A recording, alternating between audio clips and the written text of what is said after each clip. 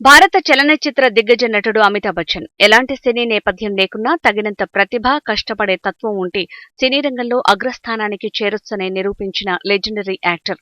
ఎలాంటి భేషజాలకు, వివాదాలకు తావివ్వని అపురూప వ్యక్తిత్వం ఆయనది.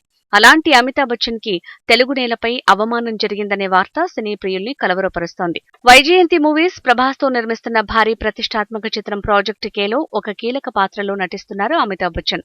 ఈ చిత్రం షూటింగ్ రామోజీ ఫిల్మ్ సిటీతో పాటు అన్నపూర్ణ స్టూడియోస్ 7 ఎకరాస్ లోనూ జరుగుతోంది. ఈ 7 ఎకరాస్ లో జరిగే షూట్ కి కారులో వెళ్లారు అమితాబ్.